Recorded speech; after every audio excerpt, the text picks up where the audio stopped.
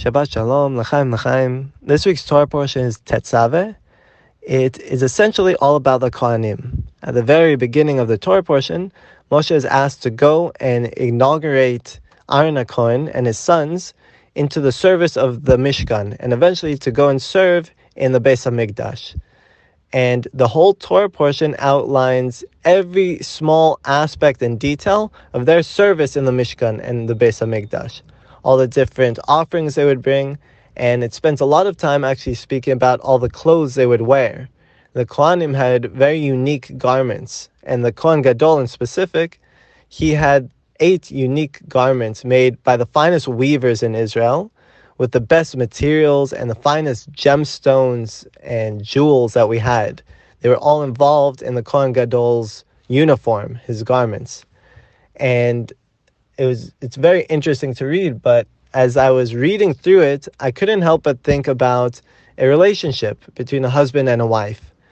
Because if we were to look at Moshe Rabbeinu as the lawgiver, as he's known, then that could relate to the husband, the man of the house, who's the person who brings down the law. He's tasked with learning halacha and establishing the laws in the house, making sure it runs appropriately according to Jewish law.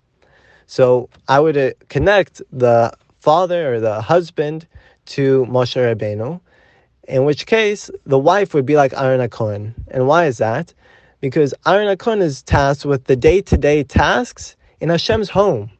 He's offering up the korbanot, making the food that Hashem likes, the smells that Hashem likes, and he's adorned with beautiful jewels.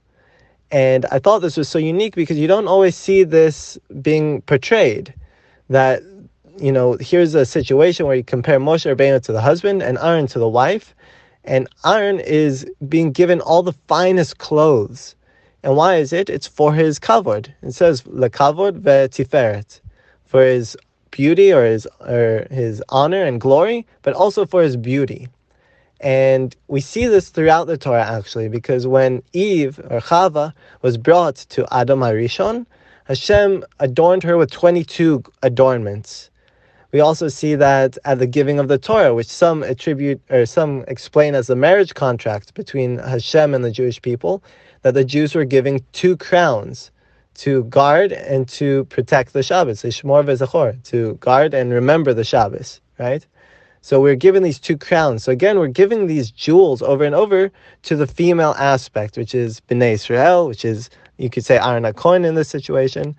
And what I find so beautiful about it is the reason that Aaron, or one reason maybe, I'm sure there are many, one reason I thought of why Aaron HaKohen might be given all these beautiful garments by the best designers or weavers that we had back then, and all these beautiful jewels, was because the day-to-day tasks are very difficult.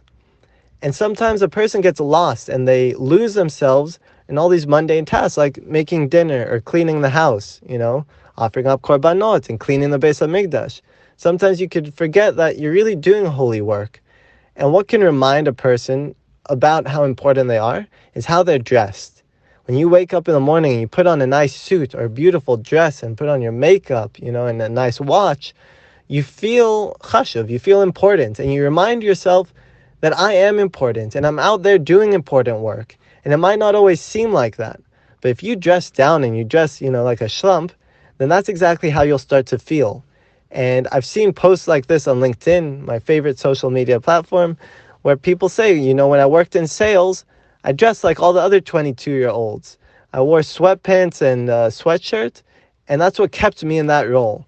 But as soon as I bought a watch and bought a suit, I started to see myself in a different light. And that's exactly what we see here. If we give kavod, especially to our significant others, we should give them nice jewels. B'ezrat Hashem, we should all merit to give them nice jewels. Hashem should bless all of us with parnasa to do that. And nice clothes for their kavod and for their beauty, so that we can all feel important in our day-to-day tasks. Shabbat Shalom.